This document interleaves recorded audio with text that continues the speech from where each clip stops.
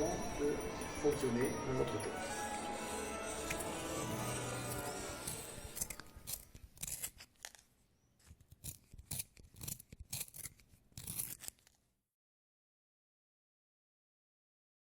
À l'âge de 13 ans, on s'est aperçu au bout de 18 mois que j'étais sourd. Alors vous comprenez, c'est les autres raisons qui m'a amené à me battre avec une certaine virulence.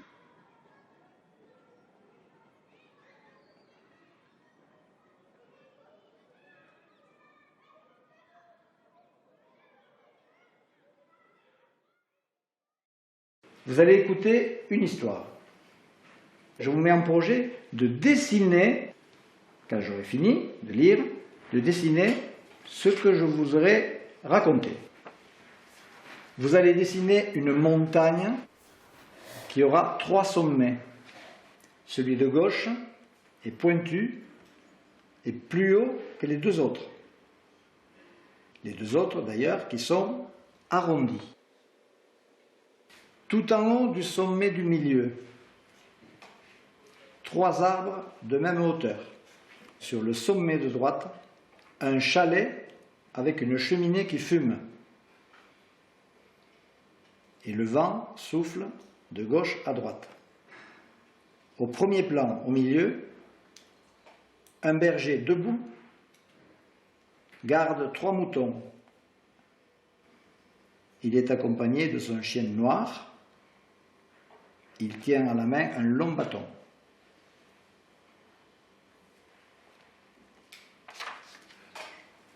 Faites remonter tout ça dans votre tête.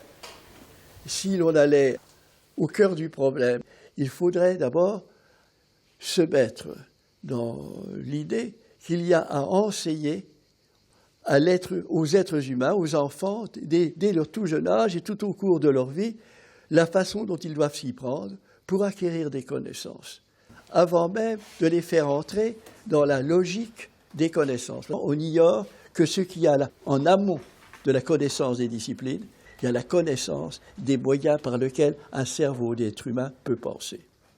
Et que c'est ça qu'il faut révéler aux élèves, leur révéler ce qu'ils ont par nature, mais qui a à être libéré. Et en ayant l'intelligence de la situation, disons, mentale de la conscience de l'être humain, c'est-à-dire du fonctionnement de son cerveau, qui fonctionne psychologiquement et consciemment.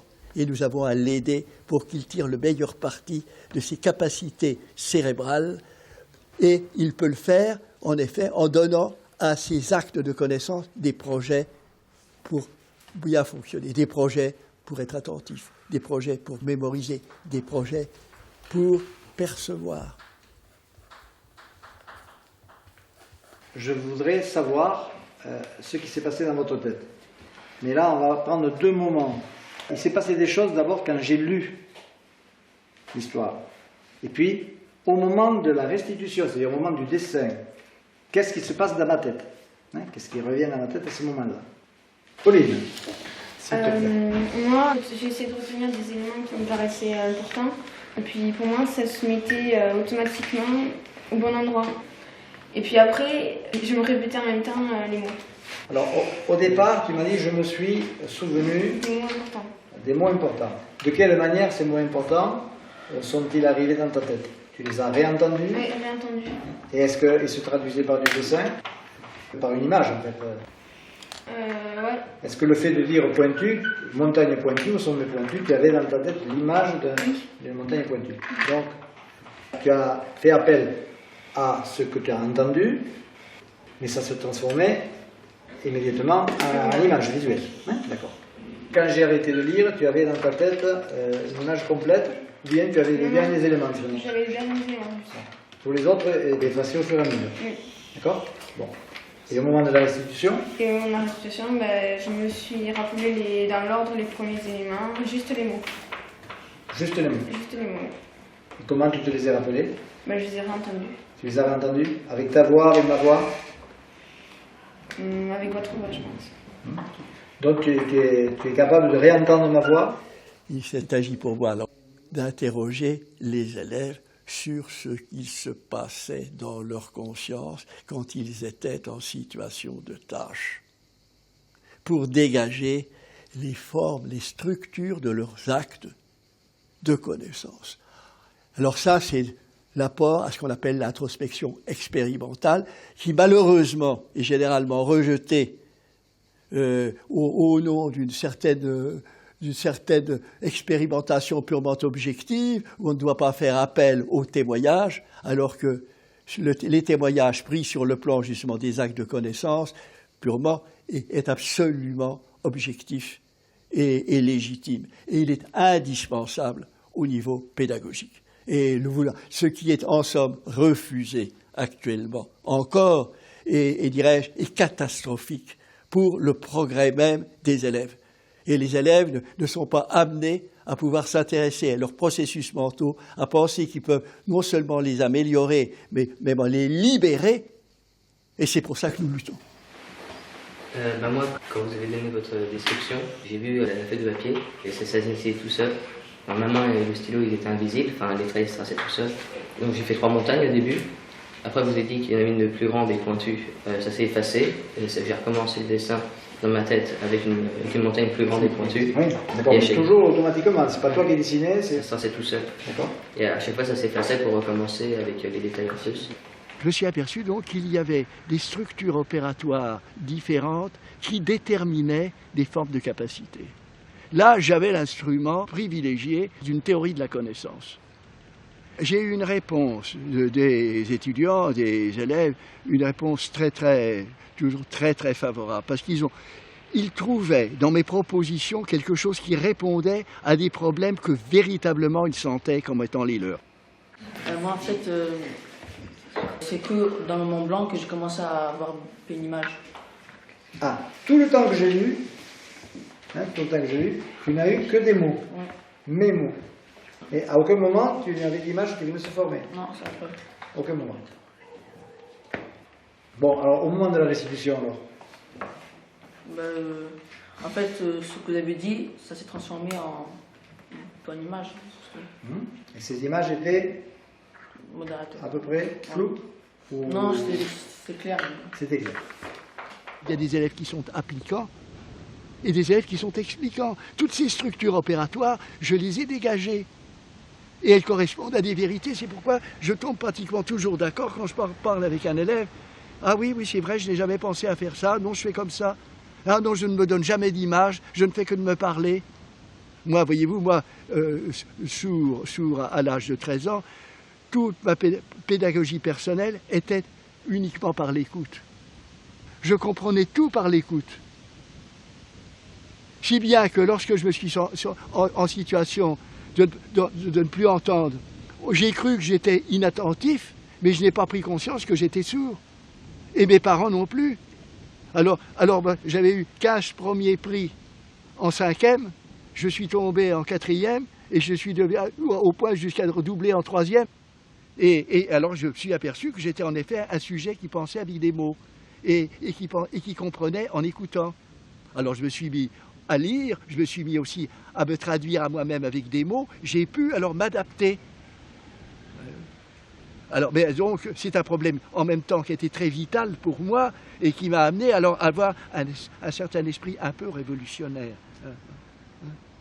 Bon, c'est pas mal d'avoir un peu d'esprit révolutionnaire quand il y a n'est-ce pas, comme j'ai dit, une évolution, c'est une révolution sans en avoir l'air. Victoria? Moi, en fait, ça m'a rappelé un paysage que je connaissais déjà. Et puis après, quand vous avez dit que cette montagne était plus haute, ça s'est transformé en dessin. Parce que le paysage que tu connaissais n'était plus conforme à ça. D'accord. Donc, du coup, ça se transforme en dessin et puis c'est sur une feuille de papier. Est-ce que c'est toi qui les dessinais déjà? Non, ça apparaissait tout d'un coup. Tout d'un coup. Oui. Et au moment de dessiner, dès que tu as eu le papier... Et au moment de dessiner, je revoyais que la partie de la montagne avec le chalet. Et c'est comme avant, quand je devais dessiner le berger avec le chalet et 3 moutons, que je voyais à peu près l'ensemble.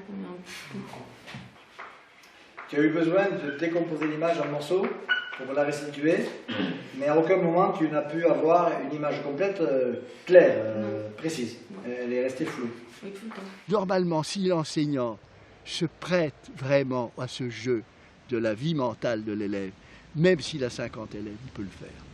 C'est une question de... C'est tout de même pas difficile de dire à un élève, de dire aux élèves qu'on est en train d'expliquer le triangle rectangle, de dessiner un triangle rectangle, et puis de dire, écoutez, vous allez regarder cette figure, vous allez la mettre dans votre tête pour la voir. Puis il y en a parmi vous qui ne vont pas la voir. Je vais vous la dire. Voyez-vous, ce sont des droites, ce qu'on appelle des lignes, ces lignes qui se coupent en trois. Vous allez vous dire ça dans votre tête pour le faire exister dans votre tête. Vous allez vous voir, mais vous imaginez avec des mouvements, vous êtes en train de dessiner cette figure. Maintenant, est-ce que vous l'avez dans votre tête? Est-ce que vous pouvez vous la revoir dans votre tête? Est-ce que vous pouvez vous la redire? Est-ce que vous pouvez maintenant, comme la redessiner? Oui, bien maintenant, on va pouvoir étudier les fonctions du triangle rectangle. Eh bien, à ce moment-là, l'élève qui a cette référence de l'objet triangle dans sa tête, ça va marcher, que voulez-vous? Si je vous dis rectangle,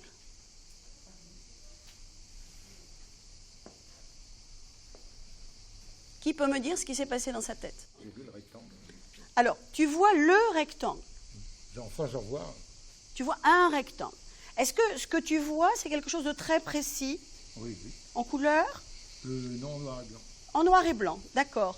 Tu pourrais essayer de nous expliquer la forme, peut-être en nous montrant devant toi, la forme du rectangle que tu as pu voir dans ta tête.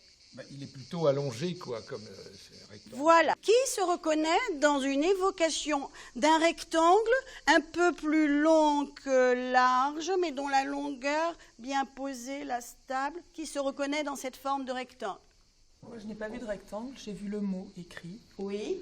Et je me le suis dit. Et tu t'es dit je le me mot suis rectangle. Épelé, enfin pas épelé, mais j'ai prononcé le mot. D'accord. Et est-ce que de prononcer le mot te permet de dire, mais je sais que si j'ai le mot, j'ai le sens porté par le mot? Oui, j'avais vaguement en arrière-plan l'impression d'un lointain rectangle. Voilà. Donc tu as le mot, et en plus de ce mot, tu as une impression de rectangle. Oui, c'est ça. Et ce mot, tu as le sentiment qui porte le sens, ou c'est cette impression d'espace qui porte le sens pour toi? C'est le mot qui porte le sens. C'est le mot qui porte le sens. Et les 4 premières lettres, rect. Rect, voilà. Hein, tu t'appuies sur l'étymologie Voilà. du mot pour avoir le sens de l'objet. Mais l'objet est là, quand tu sais qu'il est là. Je sais qu'il peut être sollicité. Il peut être là. J'ai entendu le mot rectangle. J'ai vu très légèrement une forme de rectangle, mais surtout ce que j'ai vu, c'est les angles. Voilà. Il y a en effet des structures qui peuvent être mises en œuvre et qui correspondent à la façon dont le cerveau est disposé. Il y a une nature humaine, et cette nature humaine, il faut la penser comme étant riche de capacités différentes et avoir à les identifier. Ce qui stabilise ma compréhension, finalement, c'est une impression d'image, donc plutôt quelque chose de l'ordre du visuel. Mais une impression d'image. Oui, parce que moi, j'ai quand même, c'est un accès difficile pour moi, mais c'est quand même cette impression d'image qui...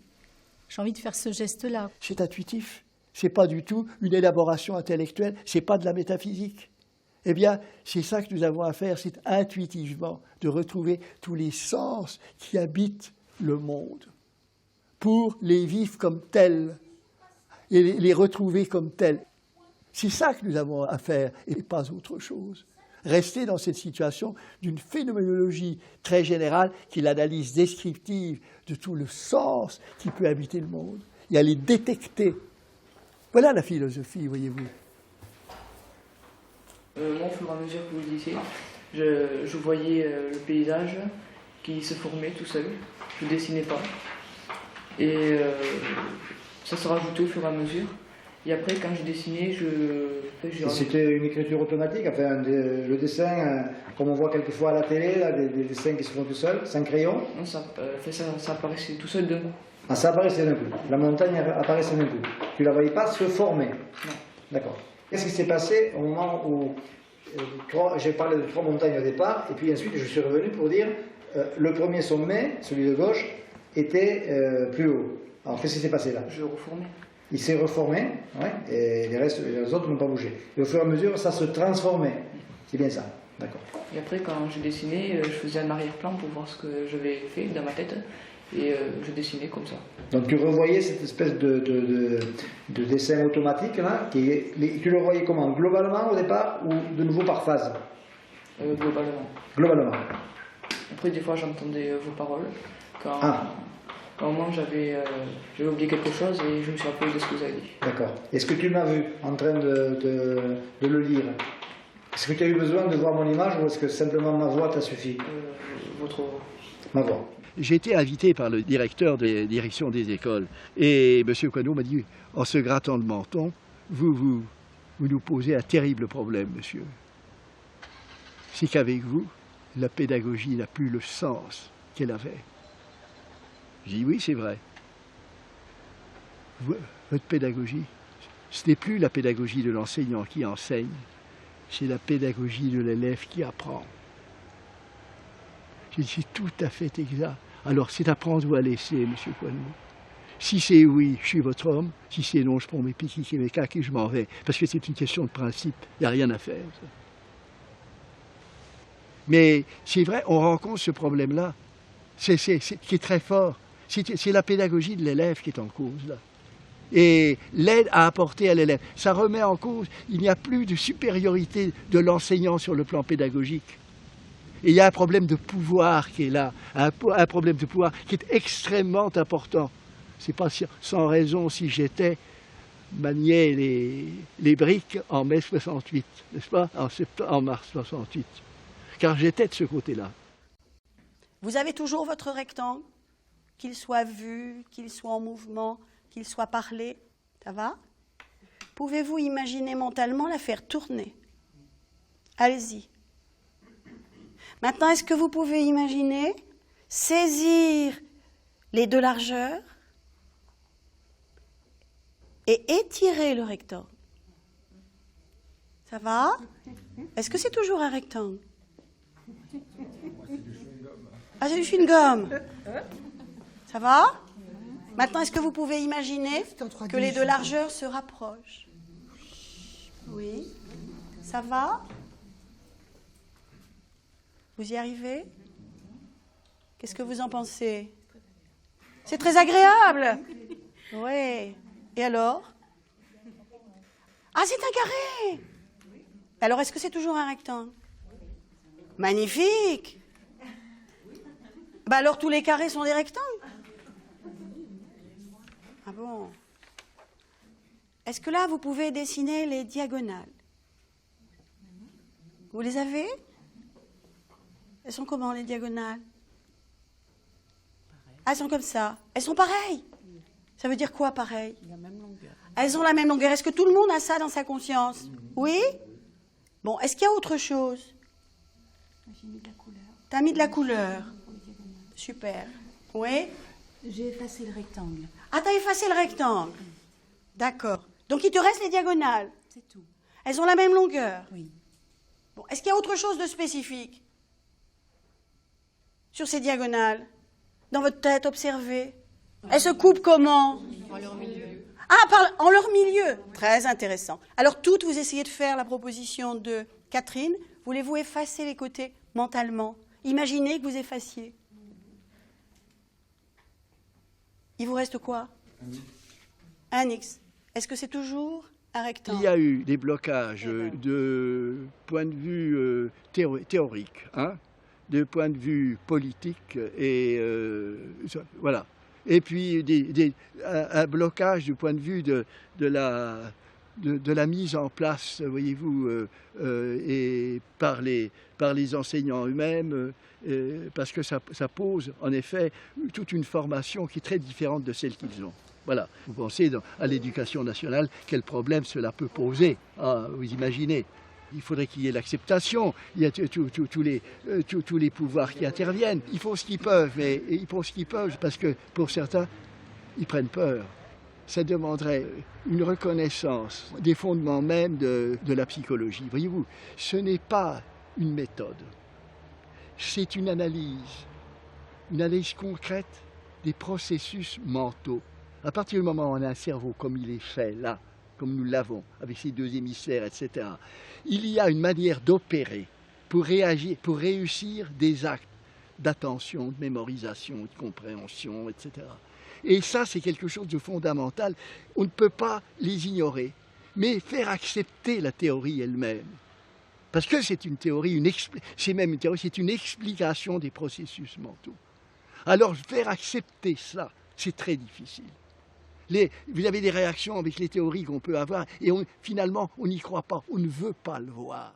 C'est clair que si les maths avaient été présentées de cette façon, là je sentais un autre accès, en fait, une autre possibilité avec du plaisir et une espèce de libération en même temps, tu vois, et c'est ça, quoi. En fait, c'est ça les mathématiques, c'est ça un rectangle, et ce plaisir en même temps de découvrir que c'est d'une espèce de simple évidence et que c'est pas si compliqué que ça et que c'est super.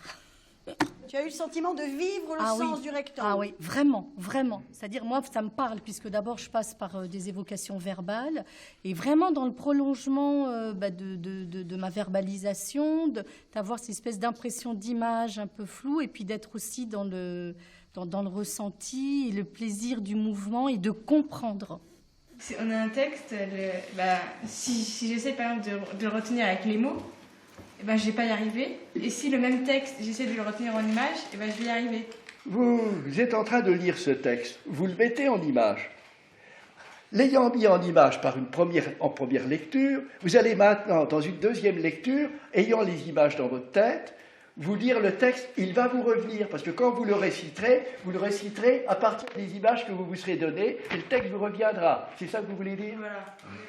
Moi, je vais avoir besoin de regarder une image, si on me demande de la photographier, de l'avoir dans ma tête, je ne pourrai pas, je ne le ferai pas bien. Mais si je me dis l'image telle qu'elle est, je me la parle, ensuite je vais pouvoir la refaire parce que je me la serai parlée. Ce sera l'opération inverse de celle que vous faites. Vous comprenez? Oui. Alors, si vous dire qu'il peut y avoir des modes différents d'acquisition du savoir, des connaissances. Nous avons à penser que tout ce qui va être dans les différences sont analysables. Elles ne sont pas liées à une génétique primitive, n'est-ce pas, comme s'il y avait des dons innés et qui demeuraient dans le domaine de l'inconnaissable. C'est trop commode, et de dire qu'on se recommande d'une transcendance, généralement on se recommande d'une transcendance toujours pour s'attribuer un pouvoir. Alors là, nous sommes effectivement dans toute une philosophie de la personne. Je n'ai pas un moi à moi, j'ai un à moi possible qui m'a conduit à faire certaines choses. Et d'autres que je n'ai pas faites. Et j'ai à reconnaître mes frères humains dans cette situation-là. Et ça, c'est une toute autre philosophie de la personne. Et je pense que c'est là, dans ce sens-là, si nous voulons progresser et arriver à bâtir une paix dans le monde, c'est à ce prix. Il n'y a pas de supériorité de race ou autre. Nous sommes attelés à une même tâche de nous humaniser encore mieux. Et nous avons donc à ce moment-là à bâtir une civilisation dans cette perspective-là. Et c'est ça que nous devons faire, c'est ça que nous devons entreprendre.